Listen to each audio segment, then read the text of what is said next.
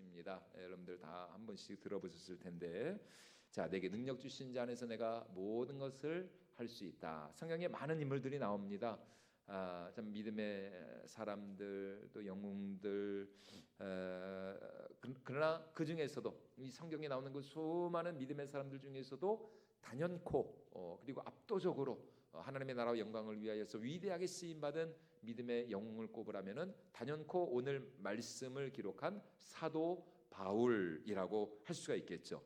사도 바울은 우리가 다루는 것처럼 원래는 아주 철저한 이 유대인 바리새파 서기관이었습니다. 가말리엘이라고 하는 그 스승 문화에서 아주 철저하게 유대교의 그 율법을 신봉하던 사람이 어느 날 그 다메섹 도상에서 예수 믿는 자들 그리스도인들을 잡기 위하여서 그리스도인들을 감옥에 넣기 위하여서 가는 중에 그 해보다 더 밝은 빛으로 나타나신 그 예수님을 그가 인격적으로 만난 후에 그의 인생이 180도 완전히 달라지게 되었죠. 그래서 그때부터 예수님의 부활을 전하고 또 우리는 오직 행함이 아닌 율법을 행함이 아닌 오직 예수 그리스도를 믿음으로 말미암아 구원을 받는다는 이 놀라운 이신칭의의 진리를 전파하면서 많은 고난과 또 시련과 옥에도 여러 번 같이 우리가 오전에 제가 대예배 때 말씀드린 것처럼 옥에도 갇히고 또 매도 많이 맞고 또 거의 죽을 뻔한 일도 있었고 또 파선을 당한 적도 있었고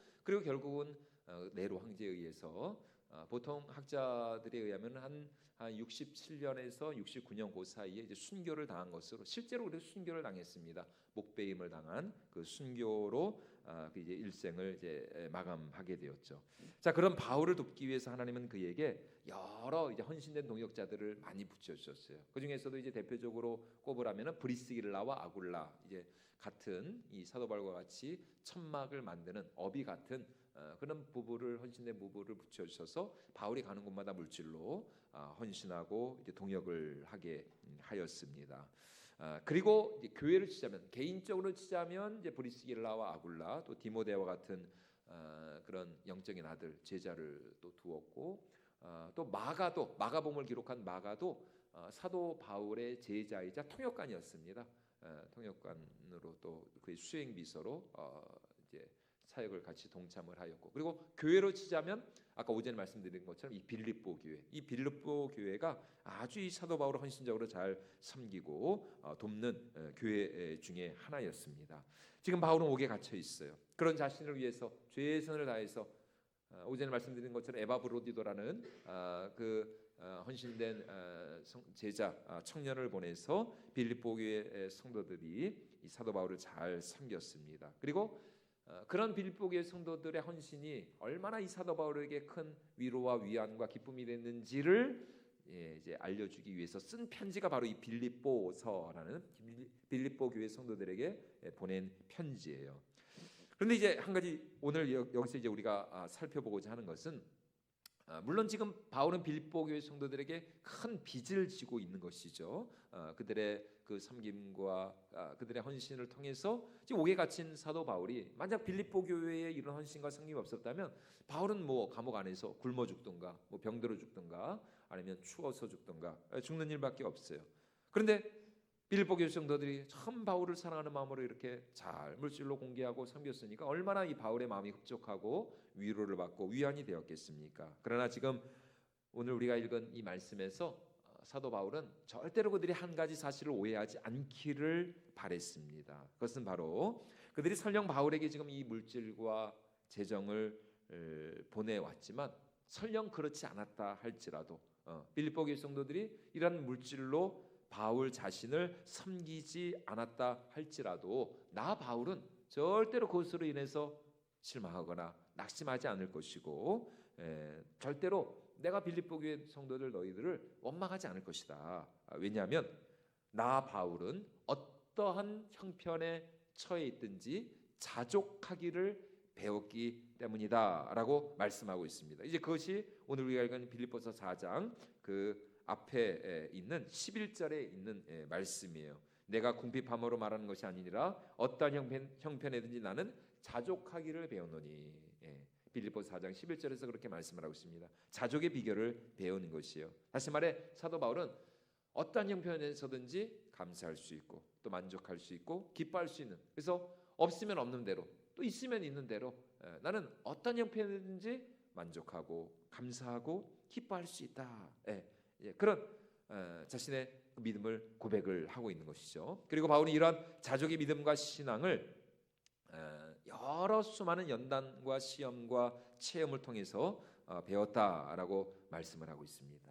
자, 그렇다면 이렇게 사도 바울이 어떤 형편에 처하든지 이렇게 감사할 수 있고 또 기뻐할 수 있고 자족할 수 있는, 만족할 수 있는 그 비결은 과연 어디에서부터 나왔는가? 도대체 이 바울에게는 뭐가 있길래, 누가 있길래 이 바울은 어떤 형편이든지 배고프면 배고픈 대로 감사할 수 있고, 우리는 배고프면 감사하나요? 저는 감사가 별로, 목사인데도 감사가 별로 안 나오더라고요. 신경질이 나더라고요. 배고프면 아직도 이제 수련이 덜 돼가지고 배고프면 일단 신경질이 나고, 밥이 없으면 더 화나고, 라면이 없으면 폭발하고. 왜 라면도 없는 거야? 근데 이 바울은 어떤 형편에든지 자족하고 또 만족하고 감사할 수 있는 그 놀라운 일체의 비결을 자기가 배웠다. 그리고 그 이유에 대해서 오늘 우리가 읽은 이 빌립보서 4장 13절에서 사도 바울은 그 이유가 무엇이냐, 그것은 바로 내게 능력 주신 자 안에서 내가 모든 것을 할 수 있기 때문이다, 이렇게 고백을 하고 있습니다. 우리 빌립보서 4장 13절 말씀 우리 다시 한번 같이 읽어보도록 하겠습니다. 내게 능력 주시는 자 안에서 내가 모든 것을 할 수 있느니라. 아멘. 바로 이것입니다. 사도 바울이 어떤 형편에 처하든지 그가 자족하고 또 만족하고 감사하고 기뻐할 수 있는 이유는 내게 능력 주시는 자 때문에, 바로 여호와 하나님 그분께서 나에게 그 모든 상황 속에서도 감사하고 또 만족하고 기뻐할 수 있는 능력을 주셨기 때문에, 그런 은혜를 베풀어 주셨기 때문에 내가 이렇게 자족할 수 있다. 다시 말해, 가난하고 궁핍하고 힘들고 어려운 상황 속에서 정말 모든 것을 포기하고 싶고 내려놓고 싶은, 어떻게 보면 정말 죽을 수밖에 없는 그런 상황 속에서도 사도 바울은 절대로 낙심하거나 실망하거나 좌절하거나 포기하지 않았어요. 그 이유는 무엇이냐? 그것은 바로 내게 능력 주시는 자 안에서, 내게 능력 주시는 여호와 하나님 그분께서 순간순간마다 나를 붙들어 주시고 나를 도와주시고 또 나를 인도해 주시고 또 나에게 새 힘을 공급하여 주시기 때문에, 내게 능력 주시는 자 예수 그리스도 그분 안에서 나는 모든 것을 할 수 있다라고 이렇게 그가 담대하게 믿음으로 고백을 하고 있는 것입니다. 여러분, 사실 인간적으로 놓고 보면 이 사도 바울은 대단한 사람입니다. 정말 대단한 사람이에요. 그는 당대 최고의 엘리트였습니다. 이 가말리엘 문화에서 배웠다는 것은 지금으로 말하면은 뭐 서울대 정도가 아니라 뭐 하버드 막 이렇게 엄청난 하여튼 엘리트 교육을 받았다는 것이에요. 최고의 그런 교육을 받은 사람이었습니다. 또 사도 바울처럼 그 인간적인 의지와 그 신념, 그 열정이 대단한 사람이 없었거든요. 하나님의 율법을 향한 그의 신념을 위해서 예루살렘 그 한복판에서 모든 이들이 지켜보는 가운데 이 사도 바울, 회심하기 전에 사울이었죠. 그는 그 스데반 집사님을 돌로 쳐 죽이는데 앞장서, 여러분 이게 얼마나 좀 인간적인 그 신념과 그 열정이 얼마나 대단한 사람이었습니까? 그렇지 않고서 어떻게 그런 일을 할 수가 있겠어요? 그럼에도 불구하고 여러분, 지금 이 사도 바울이 고백하고 있는 말이 여러분 무엇입니까? 예수 그리스도 그분 안에서만 나는 모든 것을 할 수 있다라는 것이에요. 과거에는 내 열정, 내 의지, 내 열심, 내 지시, 그리고 내 어떤 그런 용기를 가지고 살아왔어요. 그러나 이제는 그렇지가 않다는 것입니다. 과거에는 그렇게 내 힘으로 정말 내 열정과 내 의지와 내 지식과 내 학식과 내 열정으로 살아왔다면 지금은 그렇지 않다. 지금은 나는 오직 나의 힘으로 사는 것이 아니라 내게 능력 주신 자 안에서, 바로 예수 그리스도 그분이 주시는 힘과 능력으로 나는 살아가고 있다라고 고백을 하고 있는 것입니다. 여러분, 주님을 만나고 난 후 이제 나는 오직 무엇으로 사는 사람이냐? 하나님이 주시는 능력, 또 하나님의 생명, 그리고 하나님이 주시는 은혜로만 살아가는 사람이다 이렇게 지금 사도 바울이 고백을 하고 있는 것입니다. 그리고 그 하나님 안에서 이제 나는 모든 것을 할 수 있다. 내게 부족함이 없다는 것. 여호와는 나의 목자시니 내게 부족함이 없으리로다. 그 시편 23편에서 다윗이 고백하는 것처럼 지금 이 사도 바울 역시 예수 그리스도 안에서 나에게는 부족함이 없고 나는 모든 것을 할 수 있고 모든 상황 속에서 나는 감사하고 기뻐할 수 있다. 이렇게 고백을 하는 것이죠. 여러분, 오늘 우리 삶의 승리의 비결은 여러분 과연 어디에 있을까요?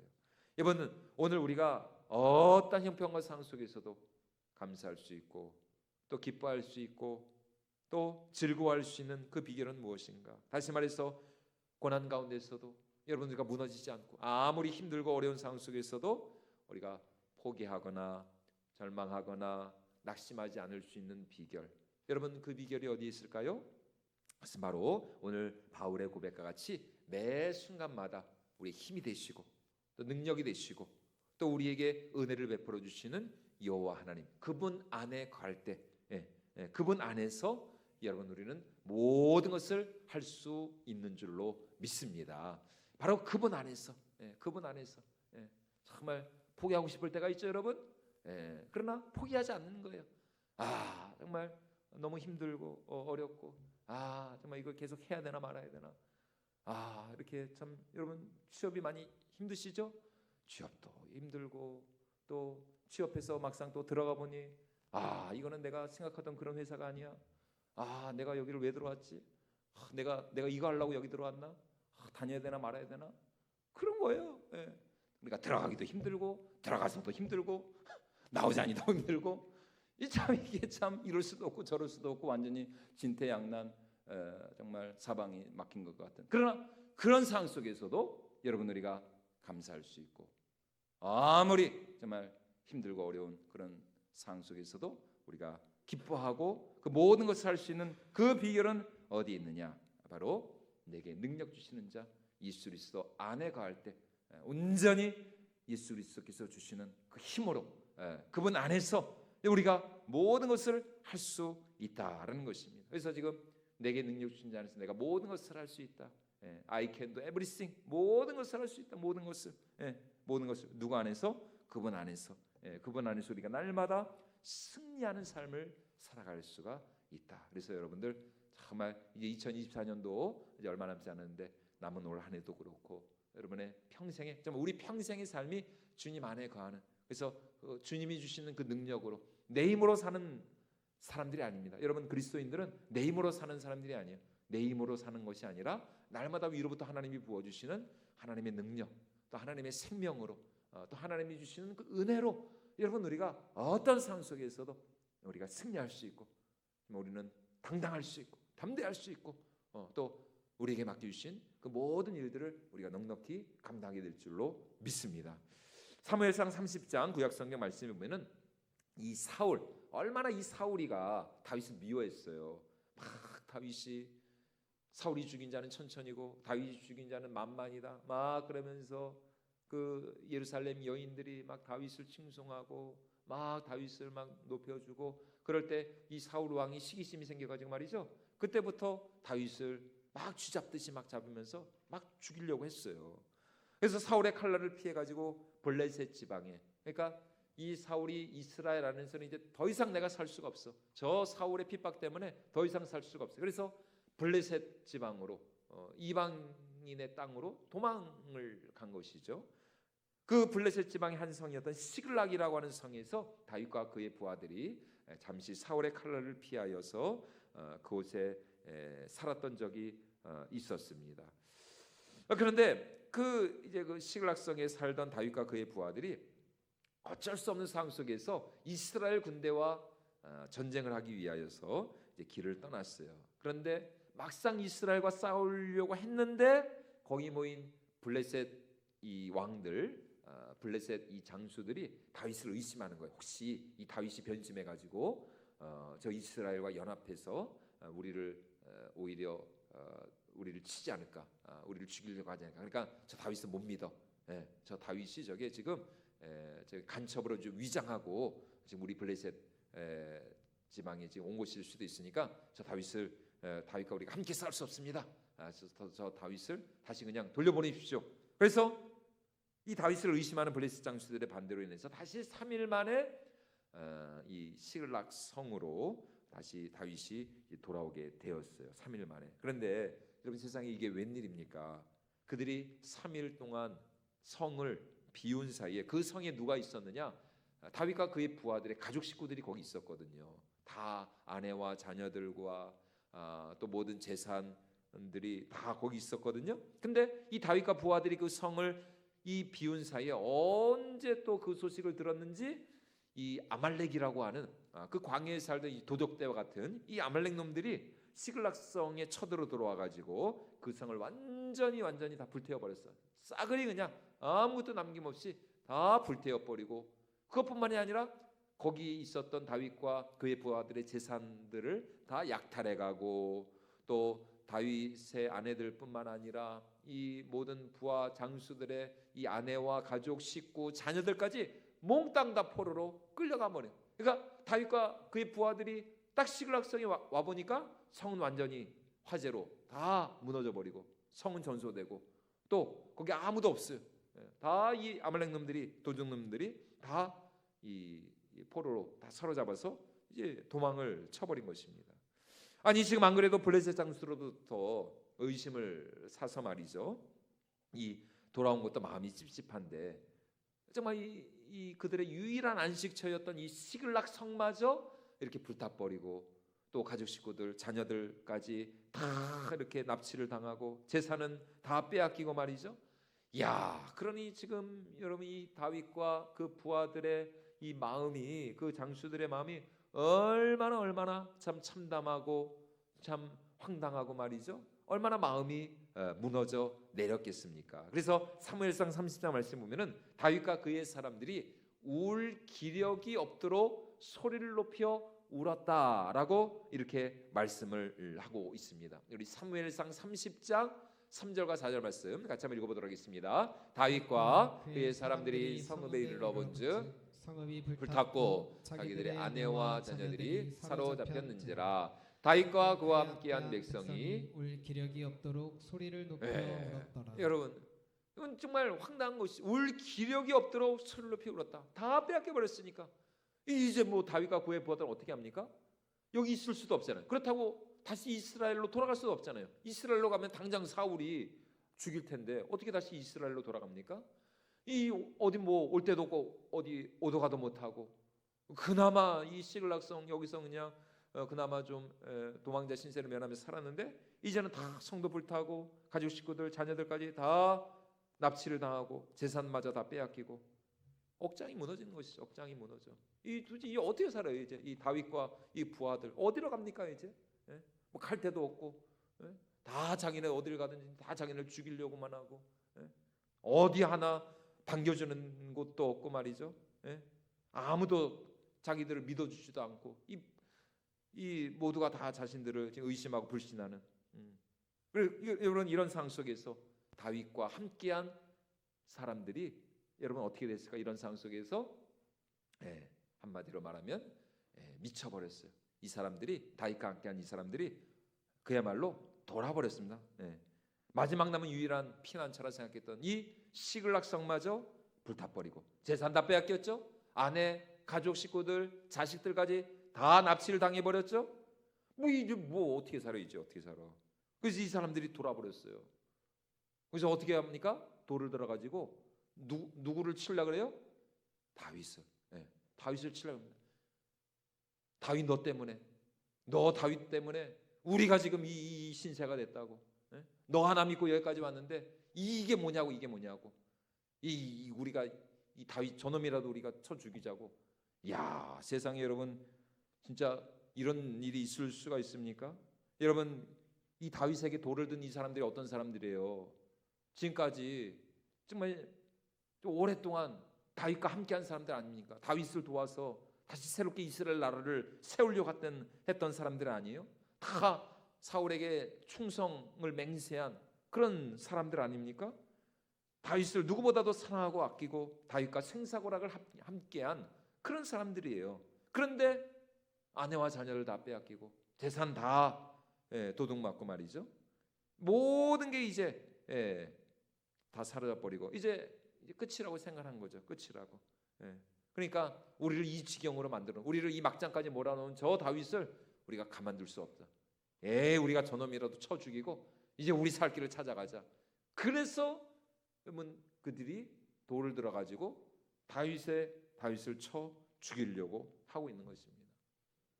그러니까 여러분 한번 생각해 보십시오. 다윗의 마음이 어떻게 있어요 지금? 많이 피할까요? 그렇지. 니들이 이럴 줄 알았어. 이놈들 내가 다 알고 있었어. 여러분 그럴 수가 없죠. 이 다윗이 여러분 다윗의 마음은 지금 얼마나 더 진짜 억장이 기가 막힐 노릇이죠. 기가 막힐 노릇이죠. 아니 지금 누구보다도 지금 힘든 사람은 다윗인데 아니 세상에 그런 다윗을 향해서 그 다윗의 부하들이라 하는 사람들이 돌을 들어서 다윗을 죽이려고 하고 있으니 참 이 다윗의 신세가 기가 막힙니다. 진짜 기구하는며 참 이 다윗만큼 성경에 참 이 다윗만큼 드라마틱한 삶을 사는 사람도 없습니다. 이 다윗이 여러분 얼마나 참 이 순간에 그가 고통스러워. 이제 다윗의 앞에는 뭐밖에 안 남은 거예요? 돌에 맞아 죽는 일밖에 안 남은 거예요. 다윗은 이제 끝났어. 다윗은 이제 돌 맞아 이제 디 엔드 끝. 이제 다윗의 이제 일생은 이걸로 끝나는 거예요. 끝나는 거야. 여러분들 아직 여러분들은 아직 청년들이니까 이렇게 이런 다윗과 같은 이런 경험을 한 적은 당연히 없겠죠. 당연히 없으셔야죠. 근데 이제 살다 보면 참 또 이게 인생이 또 그렇지 않거든요. 참 믿었던 사람들한테 배신당하고 네가 날 그럴 줄은 몰랐어. 그 옛날에 그 무슨 노래 있었는데 하여튼 그 이정현 씨인가 하여튼 얘가 이거 옛날에 선거운동 막 그런 걸로도 잘 쓰이지 않았나요? 하여튼 딱 이렇게 이정현 되게 참 귀엽게 생긴 가수잖아요. 네가 나를 그럴 줄은 몰랐어. 좀 믿었던 사람들로부터 배신당하고 참 그동안 지금까지 내가 내 소유라고 내 거라고 생각하고 있던 것들마저 다 빼앗기고 말이죠. 이제 도저히 어쩔 수가 없는 거예요. 그러니까 참 그래서 사람들이 그렇게 자살을 하는 것 같아요. 그러니까 참 그런 일이 없어야 되는데 이게 진짜 도저히 희망이 보이지 않으면 이게 어쩔 수 없는 거예요. 정말 그러나 여러분 그런 상황 속에서 이제 여러분 우리가 도대체 어떻게 살아갈 수 있는 지금 다윗이 이제 죽는 일밖에 없지만 내가 죽든가 아니면은 이제 돌아맞아 죽든가 둘 중에 하나밖에 없어요. 그런데 여러분 바로 이때 이 다윗에게 정말 놀라운 일이 생겨나. 놀라운 일이. 이 엄청난 이 위기 상황 속에서 이제 곧 있으면 이제 몇 초 후에 죽어야 되는데 여러분 이 다윗에게 어떤 일이 일어나느냐? 우리 사무엘상 30장 6절 말씀 우리 같이 한번 읽어보도록 하겠습니다. 시작. 백성들이 자녀들 때문에 마음이 슬퍼서 다윗을 돌로 치자 하니 다윗이 크게 다급하였으나 그의 하나님 여호와를 힘입고 용기를 얻었다. 크게 다급하였으나 누구를 힘입어 용기를 얻었다고요? 그의 하나님 여호와를 힘입고 그의 하나님 여호와를 힘입고 무엇을 얻었다? 용기를 얻었다. 다시 살 소망을 얻었다는 것이에요. 정말 하늘이 무너질 것 같은 그런 상황 속에서 정말 앞뒤 어디로도 위도 막히고 아래도 막히고 정말 죽을 수밖에 없는 이런 상황이었는데 여러분 이 다윗에게 놀라운 일이 그의 하나님 여호와가 그의 힘이 되어 주시고 다시 그 마음을 수생시켜 주시고 그의 하나님 여호와를 힘입고 그가 용기를 살 소망을 얻었다는 것이죠. 다윗은 여러분 낙심 정도가 이거는 절망스러운 죽는 일밖에 없으니까 이제 돌에 맞아 죽는 일만 남았어요. 다윗의 인생은 여기서 끝이 나는 것 같았습니다. 그런데 여러분 바로 이때 누가 이 다윗의 소망이 이 다윗의 힘이 되어 주셨느냐? 여호와 하나님께서 여호와 하나님을 힘입고 그가 용기를 얻었다. 여러분 그래서 이 다윗이 어떻게 합니까? 그 하나님을 힘입어서 용기를 내서 다시 이 다윗은 그의 부하들을 위로합니다. 그의 부하들을 설득해요. 진정하자. 우리가 이래봤자 우리가 서로 피차에 무슨 일이 있겠느냐? 우리가 다시 그 아말렉 놈들 우리가 쫓아가자. 다시 우리의 빼앗긴 우리의 가족 식구들, 우리의 자녀들 우리 재산들을 다시 찾을 수 있지 않겠느냐? 부하들을 설득해서 그리고 그들과 함께 가서 아말렉을 치고 아말렉 그놈들이 방심하고 있는 틈에 아말렉을 치고 빼앗겼던 모든 가축과 짐승과 재산 그리고 가족 식구들 다 다시 도로 찾아왔어요. 그리고 바로 이 사건이 있고 얼마 후에 다윗이 드디어 이스라엘의 왕으로 예루살렘의 왕으로 등극하게 되는 놀라운 정말 기적과 같은 역전의 역사가 일어나게 됐던 것이에요.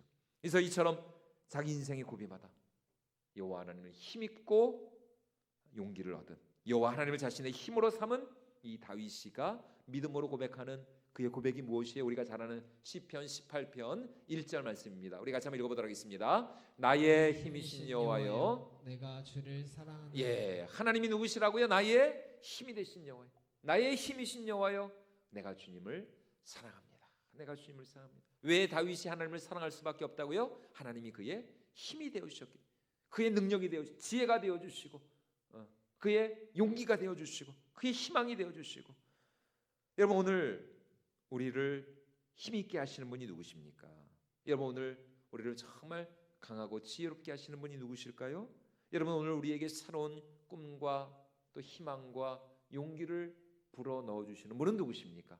바로 우리의 진정한 힘이 되시고 또 생명이 되시고 능력이 되시는 여호와 하나님이신 줄로 믿습니다. 내게 능력 주신 자 안에서 내가 모든 것을 할 수 있다. 바로 그 하나님이, 그 여호와가 나의 힘이 되시고 또 나의 능력이 되시고 그 하나님 안에서 내가 다시 꿈을 꿀 수 있는 것, 그 하나님 안에서 내가 다시 소망을 가지고 희망을 얻을 수 있는 것입니다. 그 하나님 안에서 우리는 모든 것을 할 수 있는 줄로 믿습니다.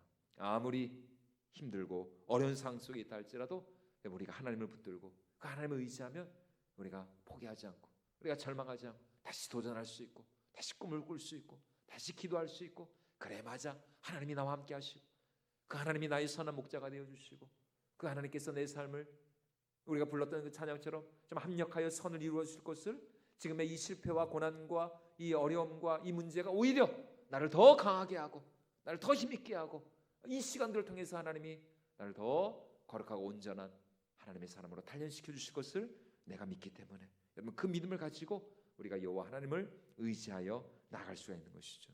여러분, 오늘 우리의 삶이라고 하는 것, 우리의 삶이라고 하는 것은 여러분 결국 이 능력, 여러분 능력이 있어야 될 거 아니에요? 실력이 있어야 될 거 아니에요? 능력 싸움하니까 능력, 힘이 있어야 되잖아요. 뭘 하든지 능력이 있어야 되고 힘이 있어야 되고 실력이 있어야 실력.